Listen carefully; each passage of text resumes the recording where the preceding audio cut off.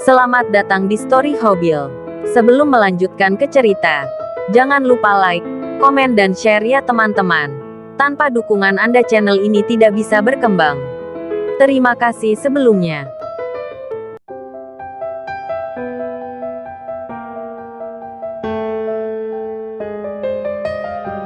Kisah seorang miliarder muda, episode 1. Merantau. Daar.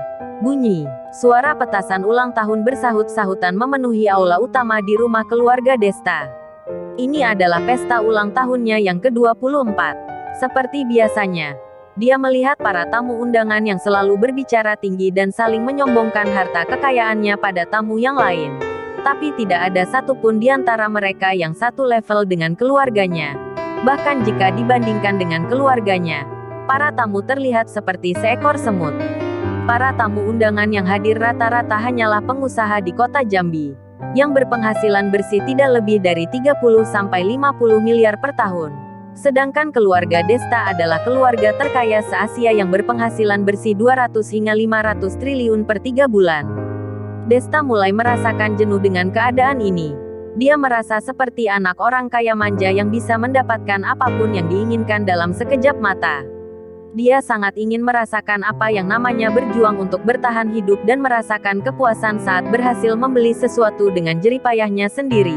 Karena suatu saat nanti dia pasti akan menggantikan ayahnya sebagai pewaris dan penerus usaha milik keluarganya. Desta berjalan menghampiri ayahnya yang sedang mengobrol dengan tamu undangan. "Ayah, ada yang ingin aku katakan." Sambil mengambil minuman di atas meja panjang tempat makanan yang tertata rapi dan didesain sangat mewah. "Teman-teman, aku pamit dulu karena yang sedang ulang tahun ingin berbicara denganku." Ayahnya menaruh gelas minumannya di meja sambil tersenyum dan mengikuti Desta ke ruang keluarga. "Sebenarnya aku merasa bosan dengan apa yang aku miliki sekarang. Aku selalu mendapatkan apa yang kuinginkan tanpa usaha sedikit pun. Aku ingin merasakan perjuangan untuk menghasilkan pendapatan dan tabunganku sendiri," ucap Desta berjalan ke arah sofa panjang berwarna putih yang terbuat dari kulit import berkualitas tinggi dan sangat nyaman diduduki.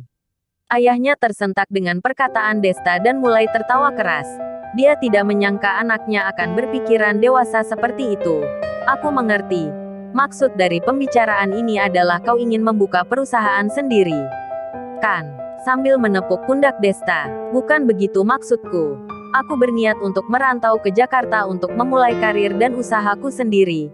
Desta menatap ayahnya dan menunjukkan niat yang sungguh-sungguh atas ucapannya. Baiklah tapi dengan syarat." Ayahnya mengangguk sambil mengacungkan jari telunjuk mengiyakan permintaan Desta.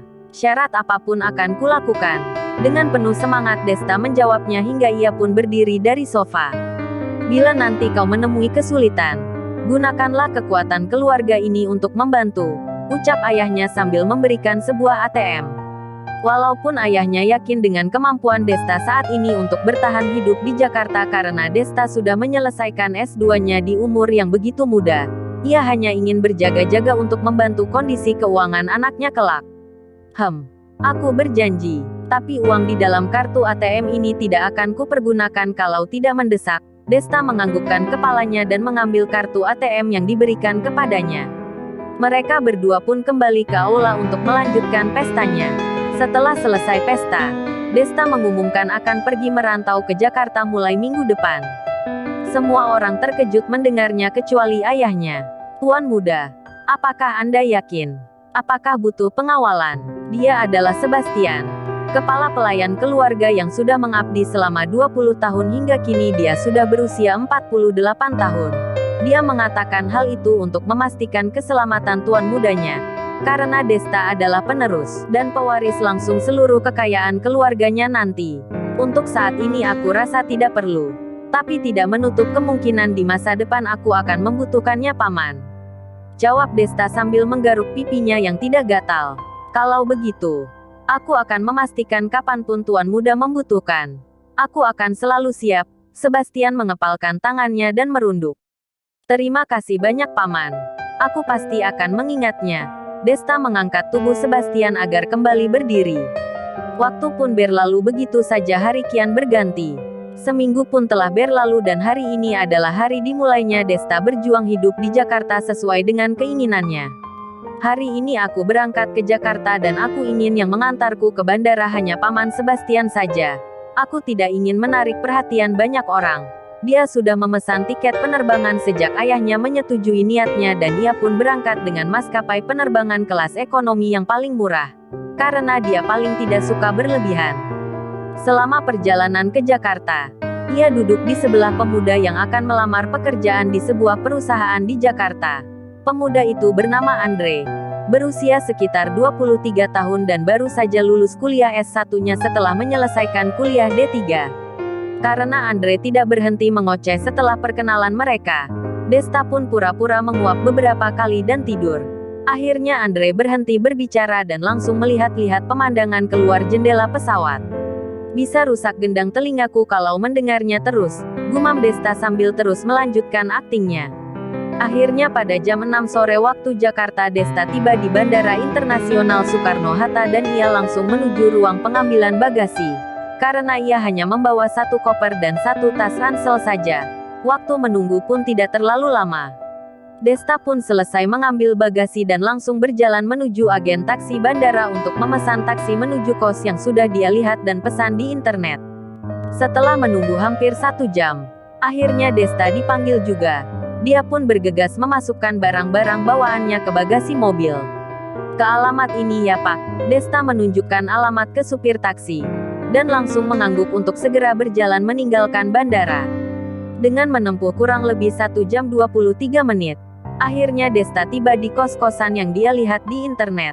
Bangunan kosnya terlihat biasa saja baginya namun juga tidak terlihat kumuh seperti komentar-komentar yang dia lihat. "Terima kasih banyak Pak." Desta membayarkan ongkos taksi dan memberikan tip kepada pas supir. Dia langsung berjalan ke dalam dan menemukan seorang pemuda yang sedang bersih-bersih halaman. "Permisi Mas, boleh aku bertemu dengan pemilik kos? Namaku Desta, dan aku sudah memesan satu kamar kos untukku." Desta memperkenalkan diri dan langsung memberitahukan maksudnya. "Oh ya, Pak Jerry sedang keluar dengan anaknya. Mungkin Mas bisa menghubungi beliau lewat telepon," jawab pemuda itu dengan wajah yang masam dan nada yang agak ketus. "Yo Desta, sedang apa kau di sini?" Itu adalah Andre, pemuda yang duduk di sebelahnya di pesawat. "Oh sial, apa dia juga akan tinggal di sini?" gerutu Desta dalam hati sambil memasang wajah masam lalu melambaikan tangannya ke arah Andre. "Ternyata dunia ini sempit ya. Sepertinya kita memang ditakdirkan untuk menjadi sahabat sejati." Haha, Andre menepuk pundak Desta dan langsung berjalan ke dalam kos. Kau tinggal di sini?" Desta melihat Andre melewati pemuda yang sedang bersih-bersih tadi seolah dia adalah salah satu penghuni di sini. "Ah, tidak, aku hanya akan berkunjung ke tempat temanku. Sudah lama kami tidak berjumpa. Dan juga dia adalah orang yang merekomendasikan aku bekerja di perusahaan tempat dia bekerja sekarang. Sudah ya, aku harus naik sekarang," jawab Andre sambil tersenyum. Namun ada sedikit kejanggalan di senyumnya. Desta melihat itu seperti senyum terpaksa seolah Andre akan menemui penagih hutang. Andre pun langsung naik ke lantai 3 di gedung kos sebelah kanan. Sementara itu, Desta menelepon Jerry si pemilik kos dan mendapatkan konfirmasi dari Jerry dan anaknya akan datang secepatnya karena sekarang mereka sedang berada di kantor pemerintah kota untuk mengurus izin membangun kos di daerah lain. "Baiklah. Aku akan menunggu 1 jam lagi. Kalau tidak aku akan mencari kos lain saja." Desta pun menunggu di luar gedung kos, dan kebetulan ada swalayan kecil tidak jauh darinya. Dia pun melangkahkan kakinya menuju ke swalayan tersebut. Ternyata di Jakarta walaupun sudah jam segini, masih tetap ramai. Dia bergumam sambil terus berjalan dan melihat sekelilingnya begitu banyak pedagang makanan. Walaupun itu adalah pedagang pinggiran, tapi aromanya sangat lezat. Setelah berjalan selama 5 menit, Desta pun tiba di swalayan kecil dan melihat ada mesin ATM. Dia teringat dengan kartu ATM yang diberikan ayahnya untuk berjaga-jaga bila suatu saat dia membutuhkan uang. Antrian mesin ATM tidak terlalu panjang, hanya 2 orang di depannya. Jadi dia akan ikut mengantri untuk mengambil uang pribadinya dan sekalian mengecek jumlah uang yang ada di kartu ATM cadangannya. Tak lama setelah antrian terakhir di depannya selesai, Desta langsung memasukkan kartu ATM-nya dan mengambil uang sejumlah 5 juta rupiah untuk membayar uang kos selama 2 bulan dan juga uang sakunya serta melihat sisa saldo di dalam kartu ATM-nya sebanyak 50 juta. Setelah selesai mengambil uang tunai, kartu ATM cadangan pun dimasukkan untuk dicek. Seketika Desta pun terkejut dan hampir berteriak dengan nominal yang dia lihat. Uang sebanyak ini apanya yang berjaga-jaga? Ini sih bisa mencukupi kebutuhanku hingga tua nanti. Desta bergumam setelah melihat isi kartu ATM cadangannya berjumlah 780 triliun.